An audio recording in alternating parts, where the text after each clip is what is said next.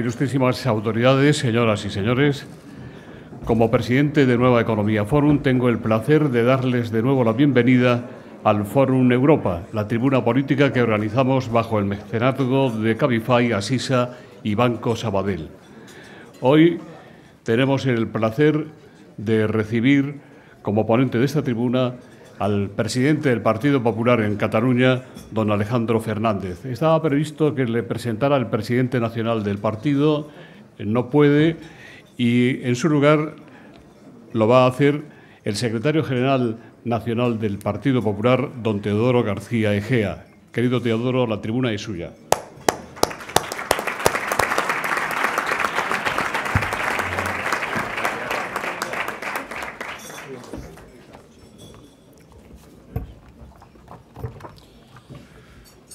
Muy buenos días a todos. Para mí es un honor doble, en primer lugar porque sustituyo al presidente del Partido Popular y eso siempre es un reto. Y en segundo lugar porque presento a un gran amigo, a un catalán de pro y a un españolazo, como él se ha definido en alguna ocasión. Y por eso pues es un honor, además de un profundo trance. Y me explico. El honor es evidente, dijo Kennedy, que a una nación se la conoce por los hombres que produce, pero también por los hombres a quien honra. Y hoy, en Alejandro, pues si por algo estoy aquí, si por algo estamos todos los miembros del Partido Popular aquí, y veo una nutrida representación, es para honrarle a él y a todos esos héroes que han trabajado muy duro en una tierra como Cataluña, que todos sentimos como nuestra. Pero es que además Alejandro, en sus propias palabras, como digo, es un españolazo, es un hijo insigne y paradigmático de nuestro país. Es aguerrido, es fiel, es honradamente libre. Tres constantes en la historia de nuestro país, tres constantes en nuestra acción en la historia. Aun a riesgo de que pudiera parecer anacrónico decirlo hoy, definiría a Alejandro, como suele hacerse en la milicia, como un hombre de honor. Como un hombre que ha hermanado su propia honorabilidad a la de nuestro país y a la de nuestros compatriotas. Todos hemos podido verle en esas sesiones en el Parlamento de Cataluña. Daba igual si uno era del Partido Popular o había votado a otras formaciones. En las palabras, en la actitud y en la valentía de Alejandro encontrábamos todos un refugio para la esperanza. Encontrábamos todos un baluarte para la Constitución. He encontrado, les confieso, intervenciones de Alejandro en perfiles de redes sociales de personas que ni siquiera votan al Partido Popular, estoy convencido que votan a otros partidos, pero que sienten que el discurso de Alejandro está pegado a nuestros principios, al constitucionalismo y a la calle. Y es que eso es precisamente Alejandro. Eso representa hoy para Cataluña y para España, una fortaleza de muros altos y defensas a punto para poner a buen recaudo nuestra convivencia, nuestra libertad y nuestra democracia en Cataluña. Y les adelanto hoy un vaticinio que tuve al llegar a la Secretaría General. Será desde ese baluarte que hoy nos hablará, desde Alejandro, desde donde empecemos a retomar las posiciones que el empuje, la ilegalidad y la violencia callejera del secesionismo nos arrebató por la inacción socialista. Alejandro, sé que eres perfectamente consciente del momento que vivimos y de lo trascendente de tu tarea. Sé que lo eres, los españoles te miran, se vuelcan en ti y en todo el Partido Popular de Cataluña sus esperanzas para un futuro en común y un presente sin señalamientos, sin guetos y sin discriminaciones. Todo el Partido Popular, Alejandro, está contigo y además hoy literalmente, porque estoy viendo y podíamos celebrar aquí una junta directiva con la presidenta Ana Pastor a la cabeza. Todo el Partido Popular, Alejandro, está contigo. Les decía que esta situación es para mí también un trance complicado porque presento al que probablemente se convierta, si no lo es ya, en uno de los mejores oradores que va a tener la historia del Partido Popular. Para quienes, como yo, creemos que las palabras son realmente importantes, que las palabras no son ni inocentes ni inútiles, no podemos caer en esa trampa, Alejandro representa ese máximo exponente.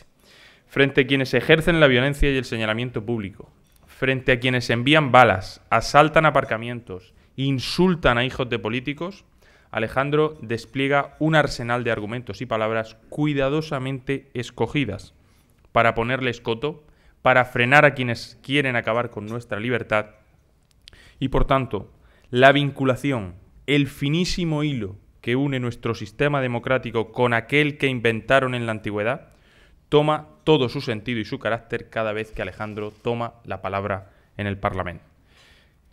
Porque, como digo, las palabras son importantes, las palabras son transformadoras, son ese bálsamo para los que sufren esta persecución social de los secesionistas y son a la vez barrera para que no acaben devorándolo todo.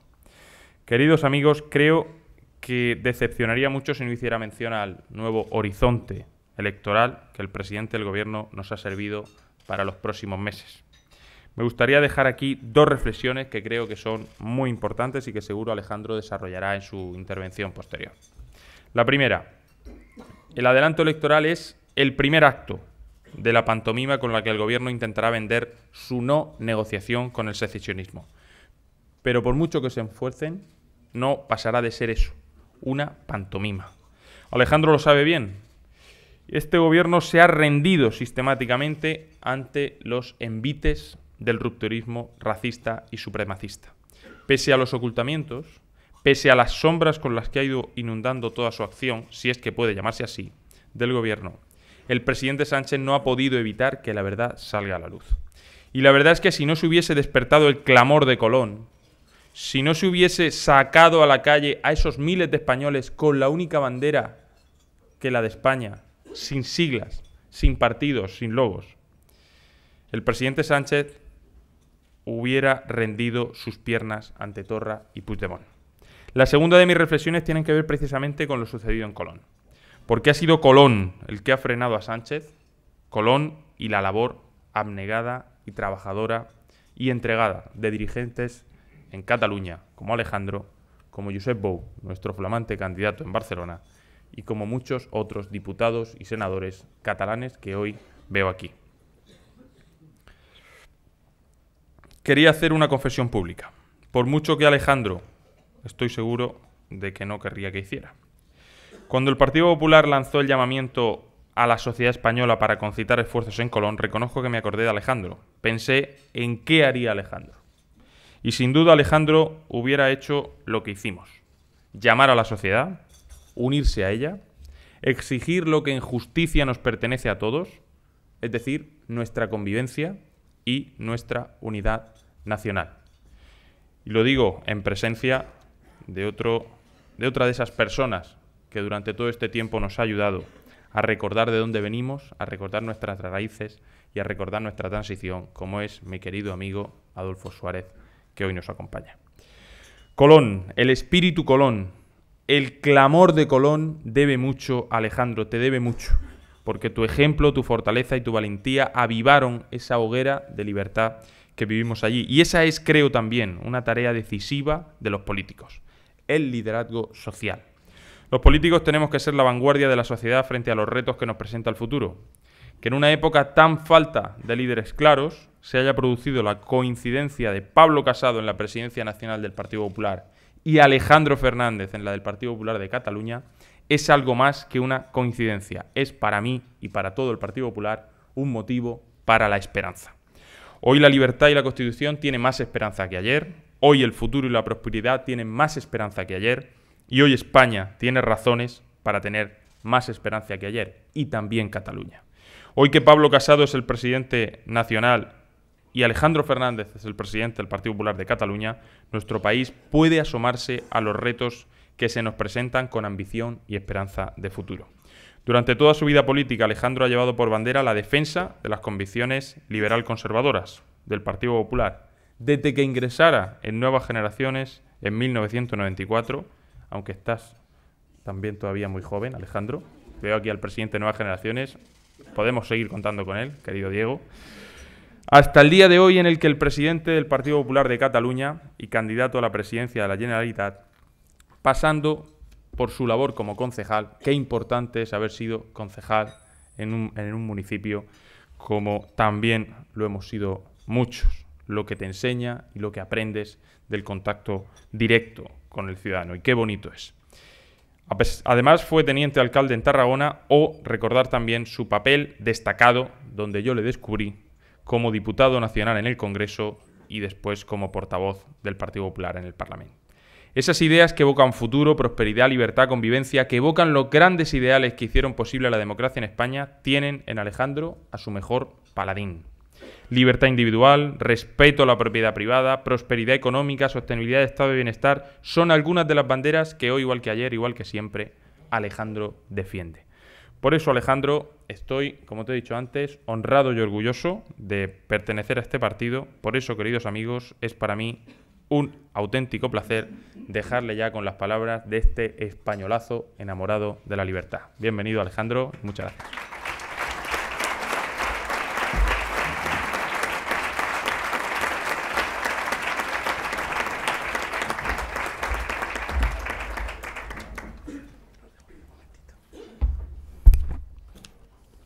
Muy buenos días a todos, querida presidenta del Congreso de los Diputados, presidente de la Comunidad, secretario general, por supuesto, diputados, vicesecretarios, vicesecretarias, organizadores, patrocinadores, medios de comunicación, miembros de empresas, entidades que hoy nos acompañáis. Quisiera, en primer lugar, evidentemente, dar las gracias al secretario general por las palabras que me ha dedicado. Debo decir, Teo, que es un honor, y es un honor entre otras cosas, porque tú no eres el secretario general de este partido porque lo diga una tarjeta. Después del gran éxito en Andalucía, del gran éxito en la Convención, lo eres porque te has convertido en un auténtico líder nacional, no solo del partido, sino de la política en general española, y quiero pedir un fuerte aplauso para Teo por el trabajo que está haciendo.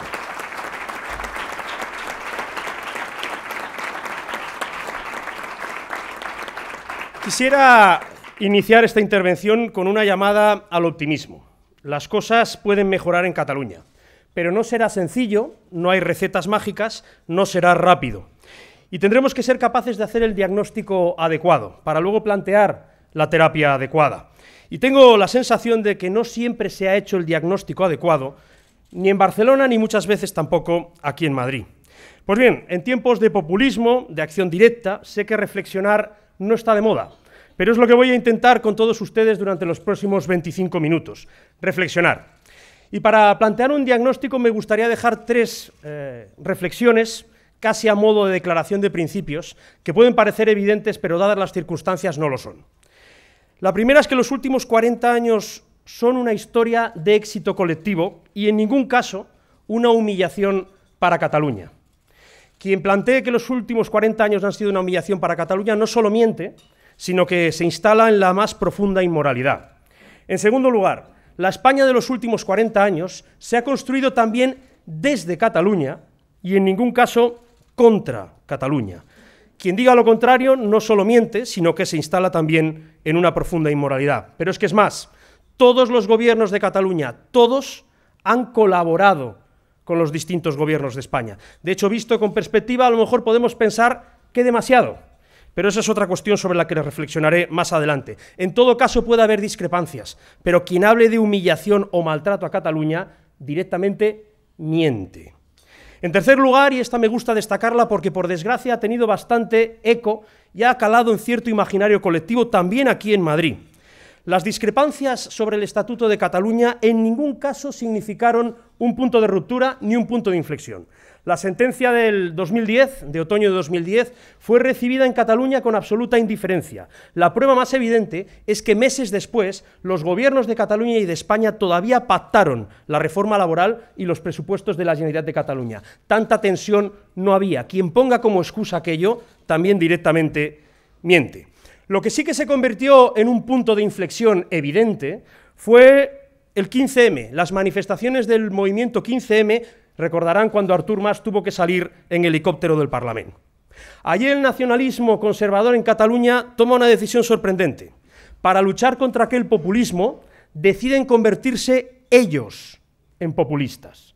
Y lo hacen con ahínco, lo hacen de manual, prácticamente en los términos que definiera Sartori para el populismo. Creación de un enemigo exterior al que culpar de todo. Madrid nos roba. Un enemigo interior al que perseguir internamente. nosotros, que somos los colonos, los butiflés, los traidores, el 53% de la sociedad catalana. Soluciones fáciles y mágicas a problemas complejos. La independencia lo traerá todo, ataremos los perros con longanizas. Retórica caudillista mesiánica, de ese líder que es capaz de interpretar la voluntad del pueblo. Invención de derechos, como el de la autodeterminación, que cristalizan aquello que llaman algunos la política del deseo, y que cuando no se consolida trae frustración, victimismo, rencor y, en consecuencia, desobediencia y, en el último extremo, insurrección. Populismo de manual. Pues bien, delante hoy no tenemos a Miquel Roca o a Joaquín Mulleins, señores educados con los que dialogar, no. Delante lo que tenemos es un movimiento nacional populista que dirige desde Waterloo la política catalana, la Generalitat de Cataluña. El dragón del populismo iliberal tiene hoy, por desgracia, en Cataluña el laboratorio de experimentación más notable de toda Europa. Nos ha pasado a nosotros, por desgracia. Una de las regiones más ricas de Europa, dirigida por un movimiento nacional populista. Elemento que nos retrotrae el añorado Aziel cuando decía en 1931 que a falta de ser capaces de consolidar mayorías sociales, el separatismo solo era capaz de provocar catástrofes episódicas. Pues bien, estamos viviendo una de esas catástrofes episódicas que el separatismo provoca en Cataluña. Debo decir al respecto que un movimiento nacional populista es siempre de autoafirmación, jamás dialoga, puede simular que lo hace, pero nunca dialoga. Lo pudo comprobar el mismísimo Puigdemont el 26 de octubre de 2017, cuando iba a convocar elecciones, y bastó un tuit llamándole traidor y medio millón de insultos en las redes sociales para que cambiara de opinión, porque el movimiento nunca transige, el movimiento nunca para. Pues bien, mientras la política catalana siga dirigida desde Waterloo, no habrá diálogo posible. Habrá trampas, pero jamás diálogo. Y mirar a otro lado, como si aquello de Waterloo no existiera, es profundamente irresponsable. Y es profundamente irresponsable porque un movimiento nacional populista debe ser desarticulado. Y debe ser desarticulado, entre otras cosas, porque sus consecuencias son terribles. Algunas las estamos viviendo ya hoy en Cataluña.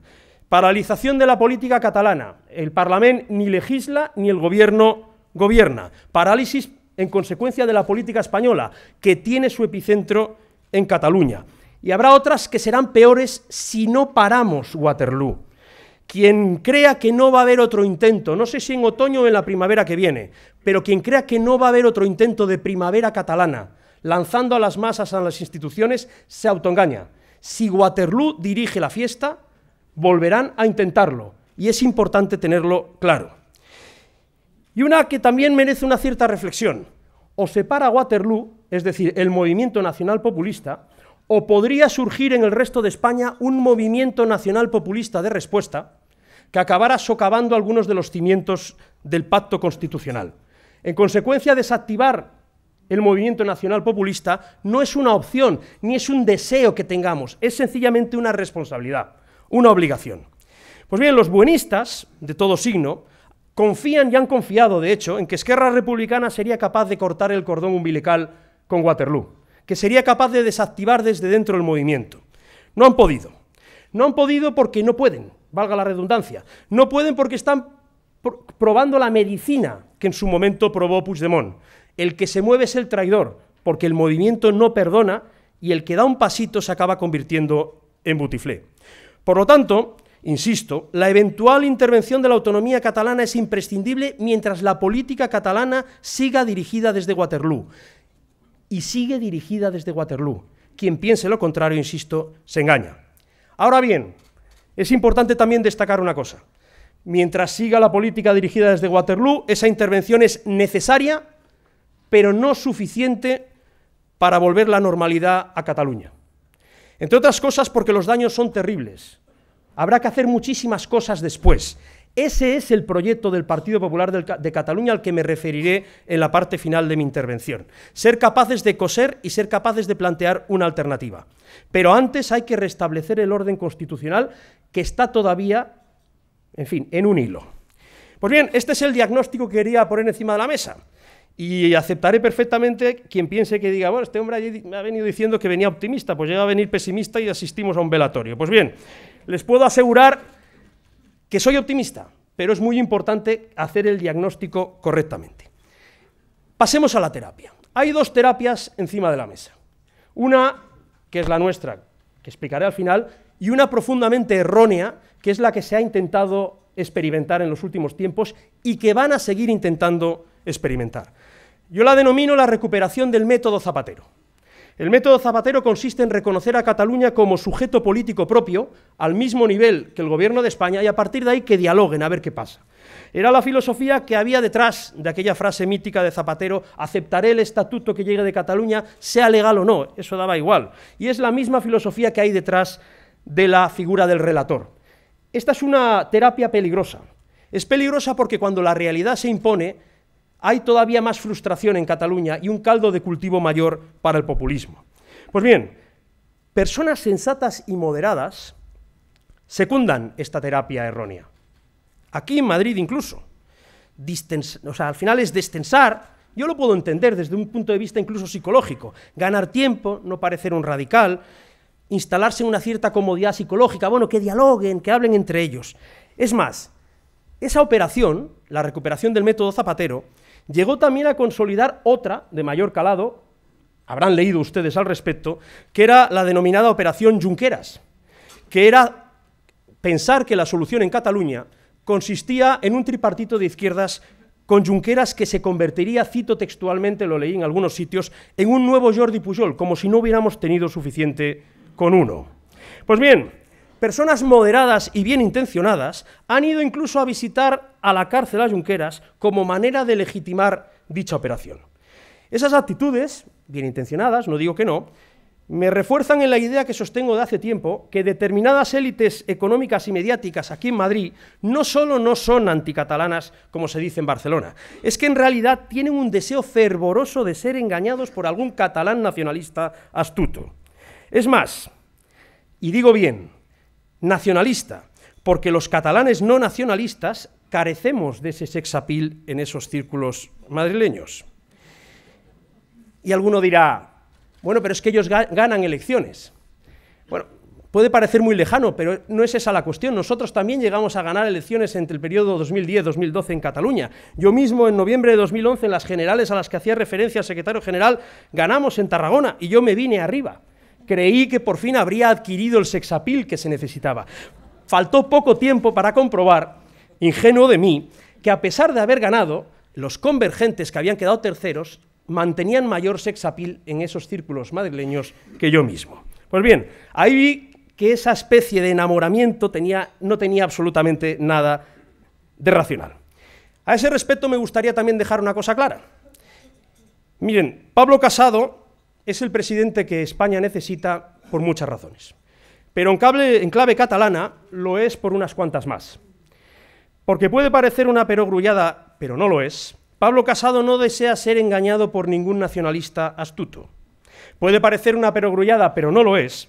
Pablo Casado se fía más de nosotros y nos escucha más a nosotros que a Torra, Puigdemont y Junqueras. Puede parecer una perogrullada, pero no lo es. Pablo Casado sabe perfectamente que el problema no es la pluralidad en la sociedad española, sino la pluralidad en el seno de la sociedad catalana. Ese es el verdadero problema. Y, en definitiva, Pablo Casado, a diferencia de Pedro Sánchez, jamás dejará tirados al 53% de catalanes para pactar solo con el 47% separatista. Jamás nos dejará tirados.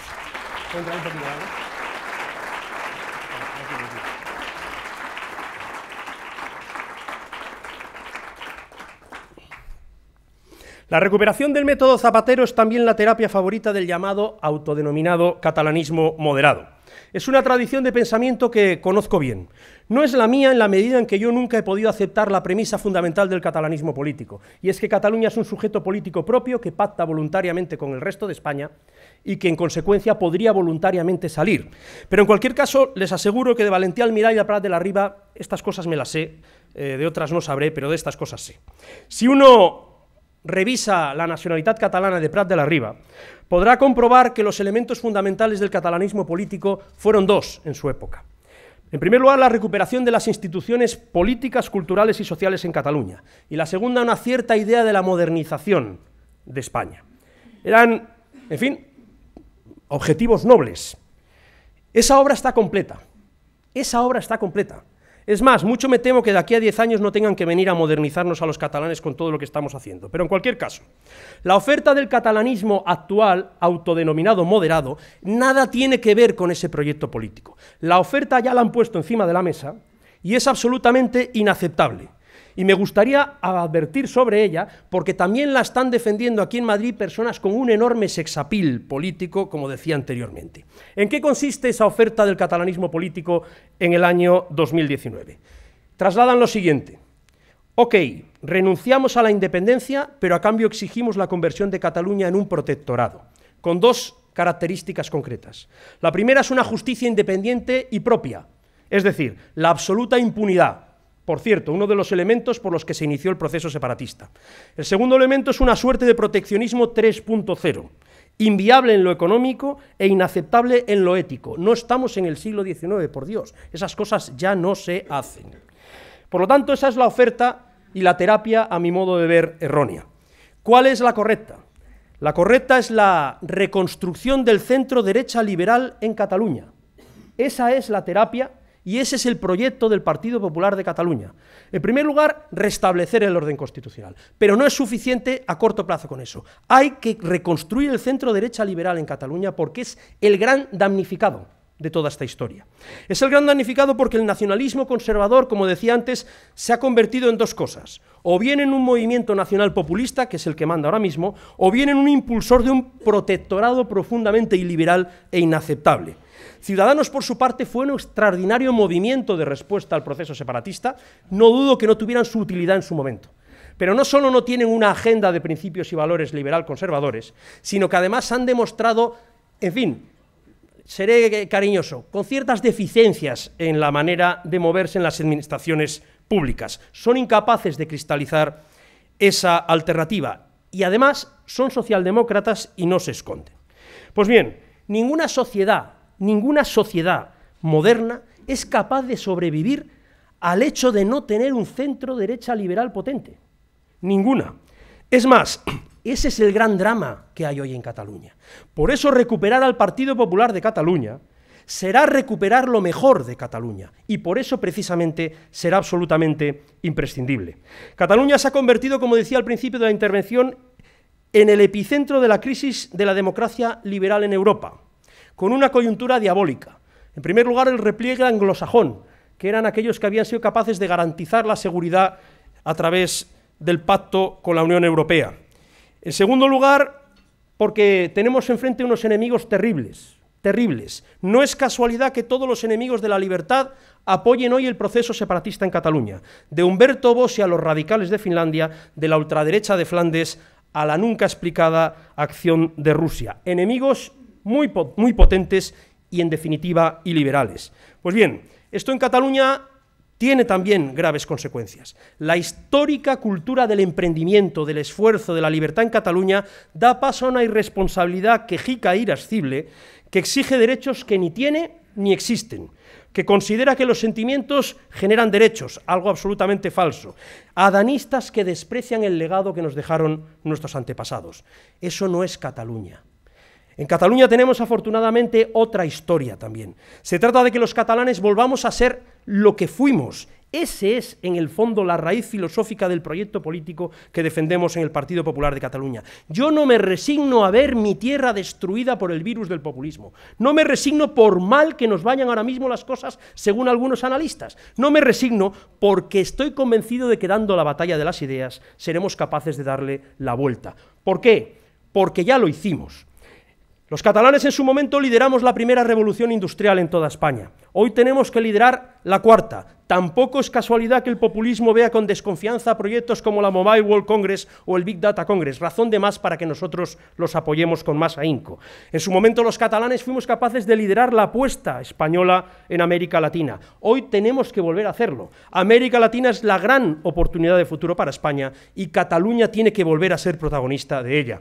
En los años 60, 70 y 80, los catalanes lideramos la economía española y lideramos las mejores prácticas, probablemente de Europa, en términos de cooperación público-privada que eran utilizadas como ejemplo en muchísimos lugares. Ese es nuestro proyecto político resumido. Superar el populismo y volver a ser lo que un día fuimos. ¿Es posible lograrlo? Miren, el virus populista, en tanto que sentimental, provoca en sus adversarios cierto pesimismo y tentación melancólica. A mí cuando me ocurre y pienso en los 4 escaños que tenemos, como soy humano y es normal que pudiera ocurrir, pienso mucho que los padres de Europa vencieron un populismo mucho peor. Y si ellos lo hicieron, ¿por qué nosotros no vamos a poder hacerlo? Que los padres de la transición fueron capaces de superar retos mucho más difíciles de los que me toca a mí. Si pudieron hacerlo ellos, nosotros todos también podemos hacerlo. Nuestra ideología, el centro derecha liberal, es la mejor, la única de hecho que ha demostrado capacidad para combatir el populismo. No se combate al populismo con la creación de otro populismo, porque nuestra ideología, el centro derecha liberal, se compromete con la realidad, por difícil, incómoda e imperfecta que ésta sea, mientras que el populismo se compromete con la utopía, aquella que nunca llega, pero que en el tránsito hacia la nada lo va destruyendo absolutamente todo. Quiero acabar pidiéndoles humildemente que me ayuden porque el camino es difícil, tortuoso, los atajos populistas son tentadores, los diálogos zapateriles también, y aparentemente lo que les ofrezco es de todo, reconozco, menos tentador. Les hablo de esfuerzo, de paciencia, de perseverancia, de huir de las modas, de la pedagogía en lugar de los gritos, de la serenidad en la era de las fake news, sufrimiento y dificultades. Vamos, un chollo lo que les pongo encima de la mesa. Pero piensen una cosa, y vuelvo a la idea. En su momento nadie daba un duro por los padres de Europa que defendían exactamente lo mismo, pero triunfaron. En su momento nadie daba un duro por los padres de la transición que defendían eso, exactamente lo mismo, pero triunfaron. Sé que en las casas de apuesta no hay cola para apostar por nosotros, pero les pido que apuesten por mí, que apuesten por el Partido Popular de Cataluña, porque también triunfaremos. Muchísimas gracias.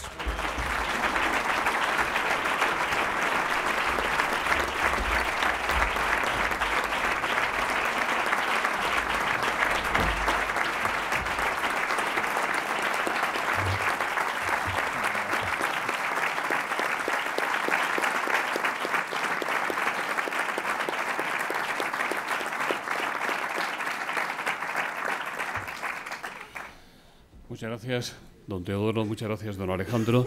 Empezamos con las preguntas y esta, si les parece, pueden tomarla como dirigida a ambos, a don Teodoro excepcionalmente. Soledad Fuertes dice, ¿qué valoración hacen ustedes del hecho de que Maduro expulsara ayer de Venezuela al señor González Pons, presidente del Grupo Popular Español en el Parlamento Europeo, que pretendía encontrarse con Guaidó junto con otros eurodiputados?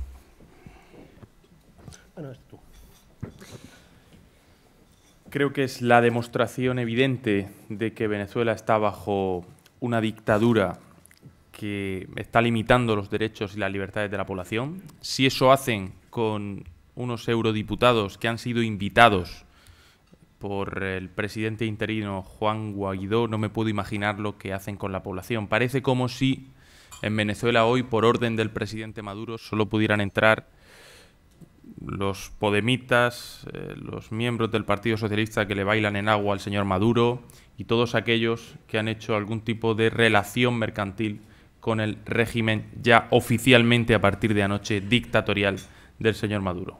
Y creo que hoy se ha demostrado claramente quién en el mundo, y sobre todo en Europa, pero fundamentalmente en España, está preocupado por las libertades y el futuro de Venezuela, de nuestro país hermano, que es el Partido Popular Europeo, que está aquí Tono López Istúriz, su secretario general, y son los eurodiputados españoles que han ido a Venezuela, invitados por primera vez por el presidente Juan Guaidó, y el señor Maduro ha negado la entrada a unos representantes políticos que representan al Parlamento Europeo, cosa gravísima. Y creo que es una evidencia más de que lo que está en juego hoy, de nuevo y lamentablemente, es la libertad. Todos los conflictos que están teniendo lugar en el mundo y en España a este respecto no pueden saldarse con menos libertad, sino con más libertad. Y por tanto, estamos viendo cómo el sistema que Maduro está aplicando ahora mismo de restringir libertades para mantenerse en el poder, lo aplican otros también, precisamente en Cataluña, querido Alejandro, como bien has disertado en este momento. Y digo algo aprovechando esta pregunta porque no intervendré más, pero en Cataluña debemos de empezar a dejar de hablar de los CDRs y debemos de empezar a hablar de los BSCs, del Barcelona Supercomputing Center. Debemos de empezar a hablar del polo químico de Tarragona, que bien conoces, Alejandro. Debemos empezar a hablar del turismo en la Costa Daurada, de los Pirineos.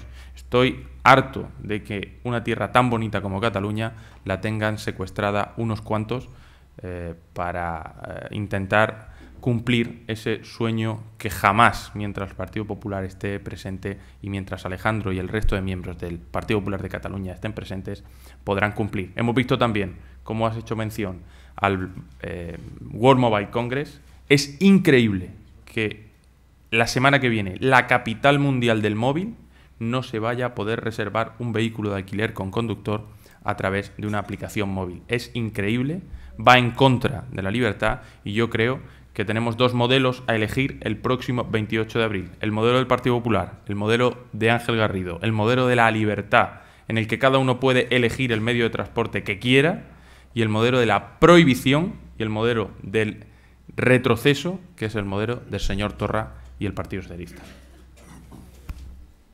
No, pasemos a otra. Yo creo que ha quedado claro.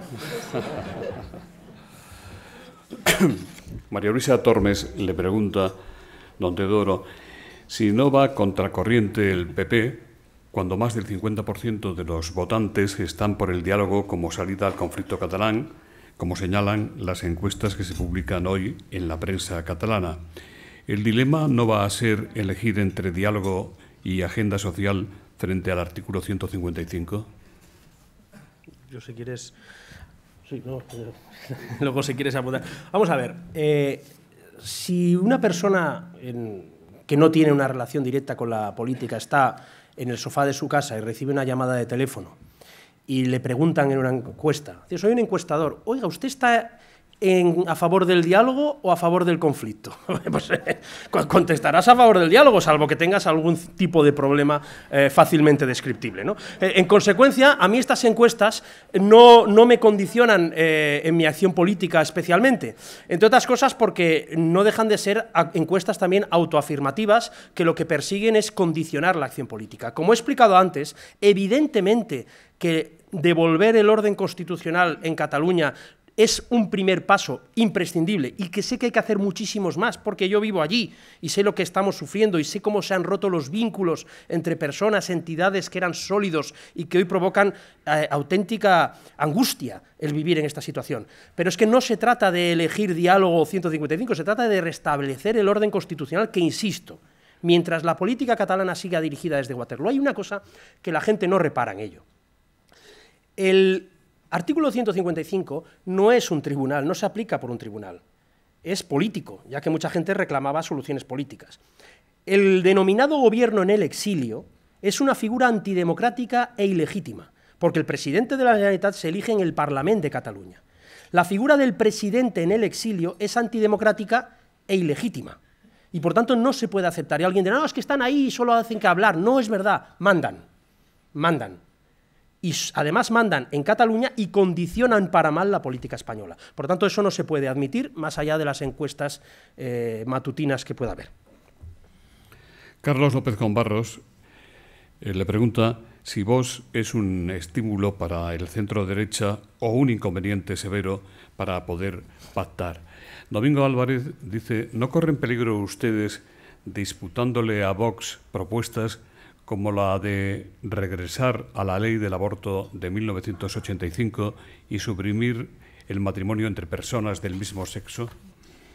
Bien, en primer lugar, esa pregunta pues, tiene algunos matices que hacer porque da por hecha cosas que no son ciertas. Pero en cualquier caso, yo le traslado que el Partido Popular, yo por lo menos jamás he hecho una propuesta política pensando las que hacían el resto de formaciones políticas.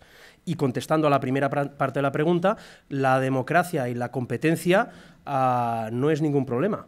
De hecho, en Cataluña el pluripartidismo lo teníamos ya hace muchísimos años y es algo que con el que convivimos con naturalidad. A veces te va mejor, ya digo que tuvimos un ciclo buenísimo entre los años 2010 y hasta el 2014 y ahora tenemos un ciclo malo, pero no convivo, no me preocupa en absoluto lo que puedan plantear otras formaciones políticas, están en su derecho de hacerlo.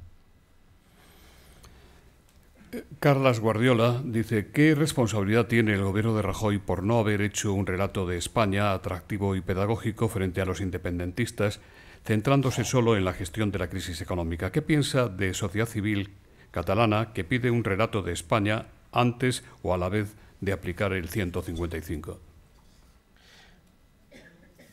Vamos a ver, la cuestión, ahora todo hay que relatarlo, ¿no? Es una moda que está muy bien, ¿eh? De hecho, a mí me gusta, pero la figura del relator no, pero relatar cosas está muy bien. Miren, el gobierno esta pregunta también, con todo el respeto, también es una pregunta, aquello que decimos, ciertamente un poco tendenciosa, ¿no? Porque da por hechas cosas sobre las que tengo que responder, con las que no estoy en absoluto de acuerdo. El gobierno de Mariano Rajoy, a diferencia del Pedro Sánchez, buscó el diálogo en su momento cuando todavía no se había producido ni el golpe de Estado, ni la Declaración Unilateral de Independencia, ni los plenos del 6 y 7 de septiembre que derogaban de facto la Constitución y el Estatuto de Autonomía de Cataluña. Y voy a decir una cosa más, y no voy a entrar en detalles porque agua pasada no mueve molino. Lo que sí que sé, porque estaba allí como portavoz de mi partido, es que todas las decisiones que tomó aquel gobierno, aquellas que fueron más acertadas y aquellas, como suele ocurrir en la vida, que no lo fueron tanto, se plantearon desde un absoluto patriotismo y con la convicción de que eran lo mejor en aquel momento para España. Y eso para mí es muy importante, porque por lo menos reconforta, porque yo eso lo pude comprobar de primera mano. Íñigo Aduriz, del diario.es. ¿Descartan concurrir a las elecciones al Senado en una lista conjunta con Ciudadanos? Pere Ribas, del catalán.com, ¿cómo va a hacer el Partido Popular para distinguirse del discurso claro y contundente de Inés Arrimadas? ¿No es hora de sumar esfuerzos en Cataluña ante una situación tan grave y conseguir una lista unitaria de partidos constitucionalistas, al menos en las autonómicas catalanas? Bien, yo sobre la cuestión del Senado me permitirán que, en fin, se lo deje a la autoridad competente. Ya bastantes líos tengo como para meterme en uno más, ¿no?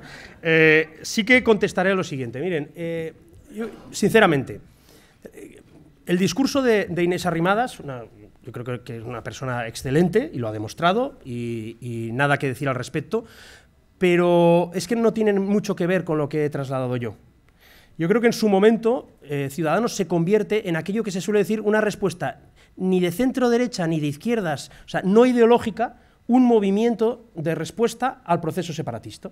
Y es verdad que ellos en aquel momento, al ser un partido nuevo, no se tienen que hacer responsables de cosas que habían ocurrido en el pasado. De hecho, el pacto constitucional se basa en España en la colaboración de los dos grandes partidos, primero UCD-PSOE y luego PP-PSOE, con el nacionalismo periférico. Ese pacto es traicionado por parte del nacionalismo y eso evidentemente deja en una posición estratégica muy incómoda a aquellos que habíamos sido protagonistas de ese pacto constitucional. Cabe recordar que el Partido Socialista pasa de 56 a 17 escaños y nosotros de 19 a 4. Proporcionalmente una debacle parecida. La nuestra igual, en fin, más expresiva, ¿no? Pero en cualquier caso debacle igual. Ciudadanos en ese momento irrumpe como un partido pues, que responde a ese desafío y que no tiene, entre comillas, esa mochila del pasado. Pero pierden una extraordinaria oportunidad. Y la pierden porque toman una decisión que nunca acabé de entender. Y es después del 21 de diciembre renuncian a liderar el constitucionalismo y se embarcan en una OPA hostil contra el Partido Popular para sacar a Mariano Rajoy de la Moncloa, y lo que acaba ocurriendo es que el que entra es Pedro Sánchez. Ese fue el problema. Ni un solo gesto, ni una sola reunión. Desde el 21 de diciembre, Ciudadanos corta la comunicación con el constitucionalismo y además destruye un caudal de ilusión enorme. Y eso en absoluto es incompatible con que yo reconozca públicamente, y no se me caen los anillos por decirlo, pues que Inés Arrimadas ha hecho un buen trabajo, que además ha tenido un apoyo electoral extraordinario, pero creo que no han estado después a la altura de las circunstancias de lo que se esperaba de ellos. Con respecto al tema del Senado, si analizamos lo que ha ocurrido en estos 4 años, o en estos 3 años de legislatura, ya estaba la fragmentación política en España en la última legislatura. De hecho, la vimos en el Congreso, nadie tenía mayoría absoluta, y sin embargo en el Senado se mantuvo esa mayoría absoluta que permitió precisamente aplicar por primera vez en la historia el artículo 155. Desde el Partido Popular aspiramos y vamos a trabajar para que el único pacto que hagamos sea con los ciudadanos para reeditar esa mayoría absoluta en el Senado, porque creo que hoy los españoles saben que el único muro de contención, el único dique posible al independentismo pasa por reeditar esa mayoría absoluta en el Senado. Hay unos que vinieron intentando eliminar el Senado, hay otros que vinieron intentando eliminar las diputaciones provinciales y otros, los mismos, que también quisieron eliminar los pueblos pequeños. Y ahí los tenemos, de concejales en pueblos pequeños, de diputados provinciales y de senadores.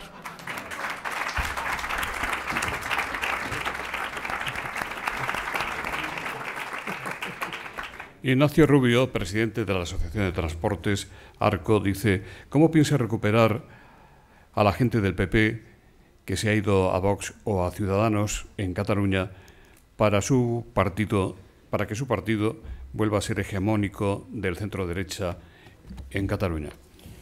Pues también puede parecer una perogrullada, pero trabajando y explicando.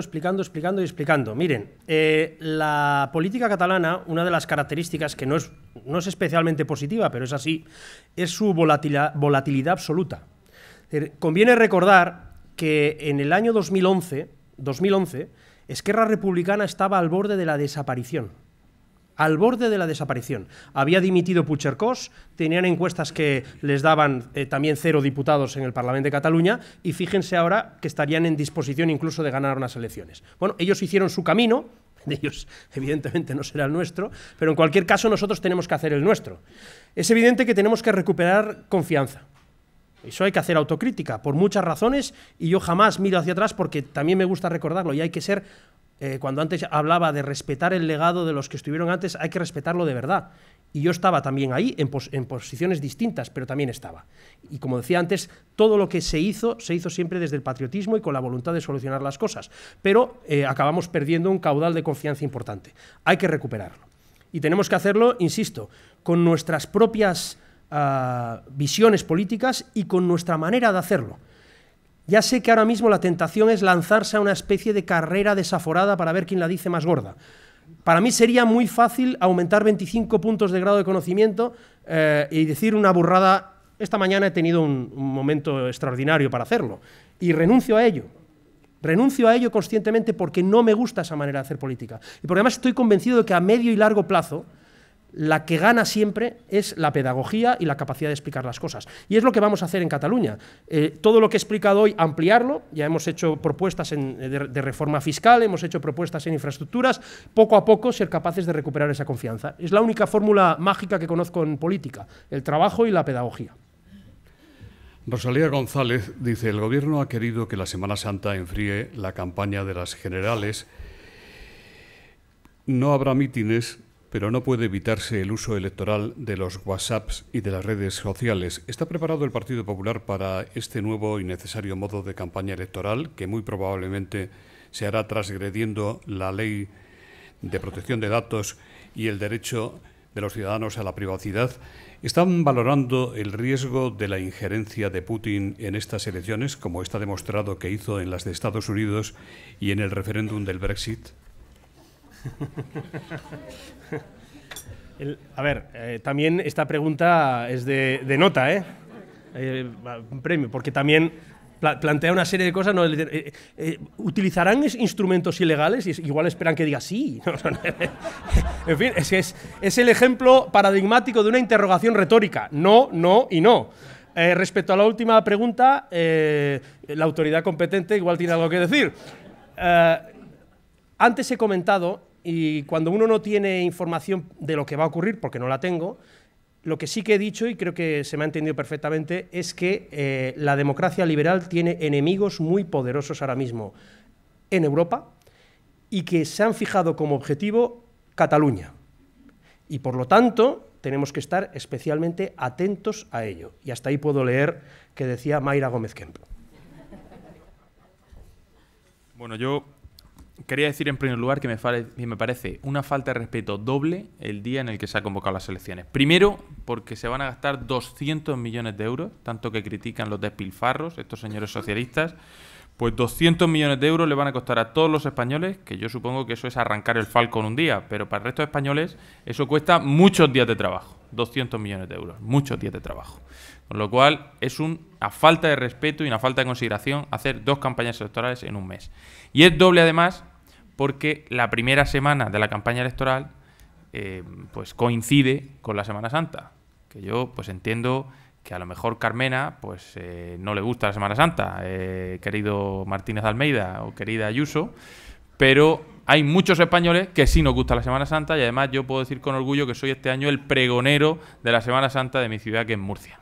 Con lo cual, pues el que coincida con la Semana Santa, yo prefiero ver en las farolas de las ciudades los símbolos de las cofradías y celebrar el Viernes de Dolores como Dios manda y no tener en las farolas de las ciudades a los políticos, las caras de los políticos de los programas electorales. Esa es mi opinión, mi opinión.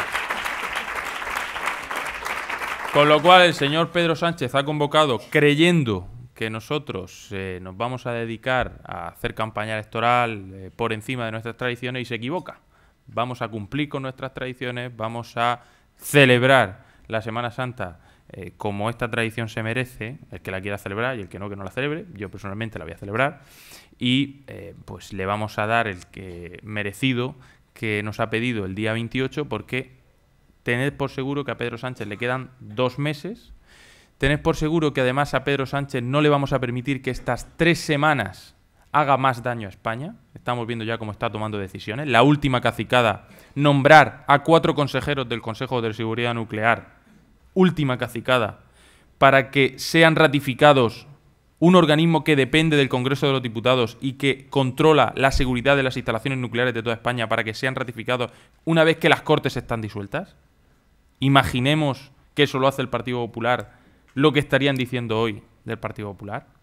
Y por tanto, estas 3 semanas que restan hasta que se disuelvan las Cortes, el Partido Popular va a estar muy atento a que estas sinvergonzonerías del señor Sánchez y su gobierno no pasen desapercibidas para los españoles y a que el señor Sánchez pague el día 28 de abril todas estas agresiones a nuestra democracia y a nuestra convivencia que está perpetrando. La última de ellas, el convocar las elecciones el 28 de abril. Para nosotros, la utilización de la tecnología pues es algo inherente. Somos personas y un partido que se está modernizando al mismo ritmo que llega la 4ª revolución industrial, pero lo más importante que tenemos no es la tecnología, porque al final la tecnología es un medio, sino lo más importante que tenemos son nuestras 8.000 sedes, nuestros candidatos, algunos de ellos están aquí, nuestros pueblos, los concejales que están a pie de calle solucionándole los problemas a la gente, y lo importante no es tener un teléfono móvil, lo importante es quién hay al otro lado del teléfono móvil. Y hoy el Partido Popular tiene teléfonos móviles y personas que responden a los mensajes de la sociedad. Y que ante eso yo creo que ningún partido, por muy chulo que tenga el logo, por muchos WhatsApp que mande, puede competir.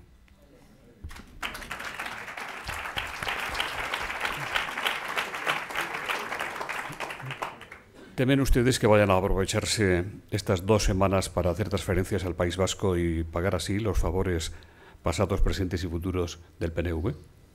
Bien, yo tal y como lo veo, creo que después de una convocatoria electoral, lo que una persona sensata y un demócrata de piedra picada debería hacer es abstenerse de tomar decisiones de calado del tipo que sea.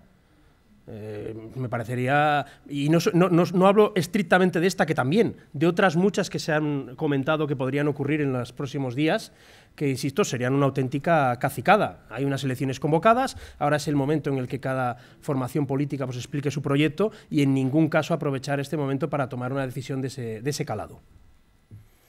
Antonio López Istúriz, secretario general del Partido Popular Europeo, dice: si en Waterloo se paró a Napoleón y tú y yo, dice él, coincidimos que con Waterloo se debe parar a Puigdemont, ¿qué esperas o qué deseas de las instituciones europeas contra el Frente Nacionalista? Y Teresa Jiménez Becerril, eurodiputada popular, le pregunta qué le parece la decisión de Antonio Tajani, el presidente del Parlamento, de prohibir el ingreso de Puigdemont en la Cámara. ¿Y cómo crees, Alejandro, que podemos ayudarte a mejorar, a frenar el populismo que viene de los independentistas en Europa? A ver, aquí ordene un poco. ¿Qué esperamos de la Unión? Conviene decir una cosa. Lo que ocurrió con la euroorden fue especialmente grave. Fue especialmente grave porque ocurre en un momento en el que la Unión Europea, a nadie se le escapa, está en crisis, y en el que, además, muchos que aseguran defender el proyecto de construcción europea no tienen ni idea de los principios esenciales sobre los que se fundó. Conviene recordar que uno de los principios fundamentales sobre los que se fundó, y además el método intergubernamental es prueba de ello, es en la inviolabilidad de las fronteras, que algunos diseñaron recordando el principio de la paz de Westfalia, que venía a responder al drama que se había vivido en las dos guerras mundiales, provocado precisamente por las guerras de fronteras que trae el nacionalismo. En segundo lugar, a ese respeto profundo a los Estados-nación, a pesar de que esos Estados-nación cedieran determinada soberanía, esa soberanía no se basaba en una cesión porque sí, sino se basaba en una cooperación, que es lo que hay detrás de la filosofía de la comunidad del carbón y del acero, que es, pues vamos a ser capaces de evitar la guerra cooperando entre todos en aquellos elementos con los que por aquel entonces se hacía la guerra, ¿no? Pues aquí ahora resulta que hay gente que dice ser europeísta y que les está haciendo el caldo gordo a los populistas, porque se dedican a defender los mismos principios desintegradores de la Unión Europea que además están disparando los francotiradores del pensamiento iliberal que recorre toda Europa y sobre el que me he referido en la charla. Bien, la verdad es que, enlazando con ello, la decisión de Tajani es una manera de compensar unos cuantos errores que se habían producido con respecto al proceso separatista en Europa, y nos da esperanza de ver que en la Unión Europea no se están tragando las sandeces del separatismo y que solo los opinadores a sueldo, que eso sí tienen unos cuantos en Europa, son capaces de distorsionar y de contaminar. Hay que seguir reivindicando a la Unión Europea con muchísima fuerza, como hacemos también con el Pacto de la Transición, aunque estén en entredicho. No podemos caer tampoco en las tentaciones que otras fuerzas políticas ahora también están entrando, desde la derecha, de poner en tela de juicio todo el proyecto de construcción europea. No podemos hacerlo. Y no podemos hacerlo porque no olvidemos, y ya sé que lo que diré ahora lo saben todos ustedes mucho mejor que yo, algo bueno tiene que tener la Unión Europea cuando es el único club de estados en Europa que ha permitido que sus miembros jamás hagan la guerra entre ellos y que ha traído una prosperidad económica desconocida en la historia de Europa. Por lo tanto, cambiemos lo que tengamos que cambiar, busquemos nuevos liderazgos, que creo que Pablo Casado es una gran oportunidad para ello, pero en absoluto nos dediquemos a poner en tela de juicio el proyecto de construcción europea. Dionisio Falcones le pregunta qué piensa de lo que muchos defienden como solución al problema catalán, un modelo de financiación especial similar al concierto en Euskadi y Navarra. Pues que yo creo que no, quien propone eso, que mucha gente lo hace de manera bien intencionada, insisto que no han entendido la verdadera naturaleza de lo que ocurre. Porque pongo un ejemplo, Cataluña no es la única comunidad que aporta más a la caja común de lo que recibe posteriormente, en absoluto. Creo que es la cuarta, si establecemos la ordinalidad.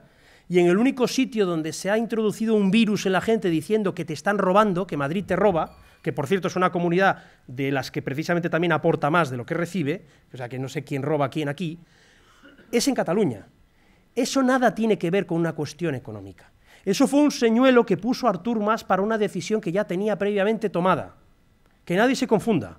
En el año 2012, Artur Mas visita a Mariano Rajoy con una propuesta que en el momento en el que estábamos en la peor crisis económica a punto de ser intervenidos, él sabía que recibiría un no por respuesta porque era inviable. La decisión la tenía tomada, tenía que ver, insisto, con el asalto al Parlamento del movimiento 15M y la voluntad de quitarse de en medio todo aquello y lanzar la protesta y la indignación a Madrid. Otra cosa es que luego se les fuera de las manos, como ellos mismos en privado reconocen, pero en absoluto tenían una cuestión relacionada con la financiación. Y luego además hay otra cuestión que es importante. La financiación se tiene que pactar entre todos. No puede haber un pacto exprofeso exclusivamente para una comunidad autónoma. Y quien hable ahora mismo de, bueno, pero el concierto y tal, el nacionalismo catalán tuvo la oportunidad en el pacto constitucional de tenerlo. Y lo rechazaron porque Pujol, muy astuto, sabía que así se acababa su posibilidad de construir una figura política a través de lo que ellos llamaban el Peix al Cove, que era ir a Madrid a traer, negociar, traer, negociar, traer. Se convertía en el gran conseguidor de Cataluña. Si cerraba el modelo de financiación en la transición, su figura perdía totalmente el peso y hubiera sido arrasado por el PSC, que no olvidemos, en las elecciones del 77 y del 79 arrasa en Cataluña. Y Pujol gana las del 80. Y necesitaba, de algún modo, consolidar su figura. Y ahí está la raíz del problema. En el pacto constitucional ellos no pidieron eso. Y es más, Esquerra Republicana decía que aquello era una carlistada. Eso consta en las sesiones, y estas cosas sé que es un poco friki, pero me las leo. Consta en las sesiones parlamentarias en el Parlamento de Cataluña de aquella época. Decía Esquerra Republicana que lo del concierto económico era una carlistada, anacrónica, para ser más exactos. Por lo tanto, en fin, que cada palo aguante su vela. ¿Debería, en su opinión, suspenderse el juicio del procés durante la campaña electoral? Yo creo que, en fin, lo que es evidente es que estamos en un estado con separación de poderes y la justicia tiene que hacer su trabajo al ritmo que consideren oportuno y sin ningún tipo de interferencia política al respecto. Esa es mi opinión personal. Tomás Argüello dice: los casos de corrupción que afectan todavía a políticos del PP ¿no van a pasarles una factura fatal en las próximas elecciones? ¿Será capaz Pablo Casado de contrarrestar este efecto? Yo, si quiere luego complementar lo que yo diga el secretario general, yo creo que si alguna cosa se ha demostrado es que el Partido Popular ha hecho limpieza de todo aquello que había sido corrupción en su seno.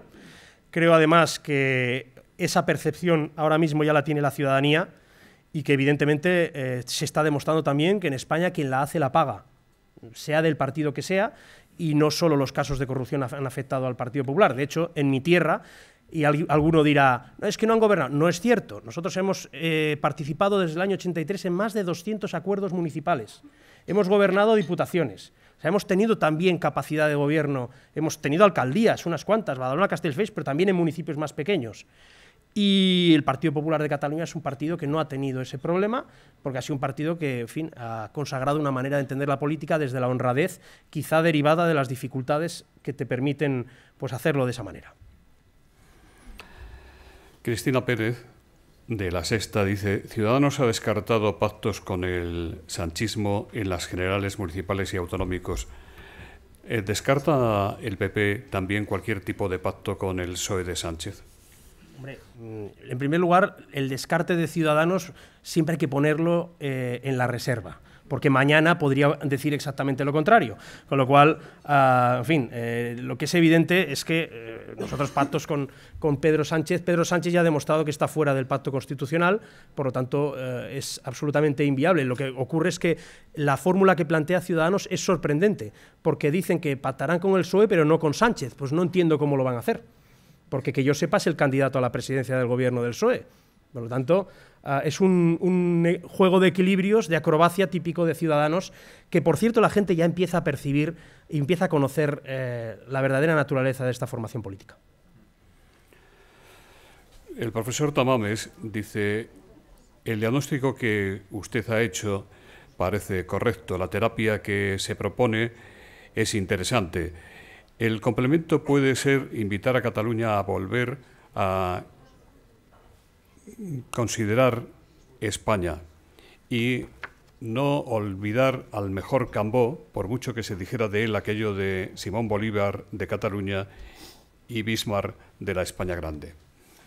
Bien, en primer lugar, no lo he podido ver al buen amigo Ramón Tamames, que tuvo a bien presentar una conferencia de estas características que pronuncié en Barcelona y que me sorprendió, pues, que aceptara el ofrecimiento y que se lo agradecí muchísimo. Sí, ya lo he comentado, he intentado trasladarlo, es decir, hay una contribución del catalanismo político a la modernización de España en su momento que es positiva, insisto, aunque no sea mi tradición de pensamiento, porque no comparto que Cataluña sea un sujeto político propio, pero es que creo sinceramente que el catalanismo político, incluso el que hoy se define como moderado, no aspira a eso. He intentado trasladar lo que están pidiendo, y lo que están pidiendo para mí, justicia propia y una especie de protectorado económico, es absolutamente inviable. Es que además es incompatible con el espíritu de la Unión Europea y es una cosa también anacrónica. Y da la sensación de que quieren acabar de todo este proceso sacando un rédito. Es decir, vale, lo hemos destrozado todo, hemos destrozado la convivencia y encima queremos ser premiados. Pues yo sinceramente esto no lo puedo apoyar. Don Pablo Casado, el presidente nacional del Partido Popular, les anuncio, va a inaugurar el próximo 4 de marzo nuestro ciclo dedicado a las elecciones, ciclo especial. En nombre de nuestros mecenas del Banco Sabadell, representado hoy por don José Manuel Candela, de Cabify, representado por Mariano Silveira, es la doctora Antonia Solvas, de Asisa, quien va a despedir el acto.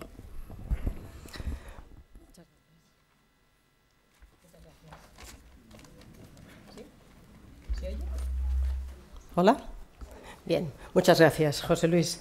Llegado ya este momento del acto, tal como ha dicho él, en nombre de los patrocinadores, agradecer en primer lugar al señor Teodoro García su presentación y su intervención y, como no, al candidato, al orador, porque ha demostrado su gran capacidad de orador, Alejandro Fernández, por su clara intervención, y yo le diría muchas gracias, moltes gràcies y molta sort, ¿no? Y a todos ustedes, pues agradecerles también su presencia aquí y emplazarles a los nuevos actos que organizará el Fórum de la Nueva Economía. Muchas gracias a todos.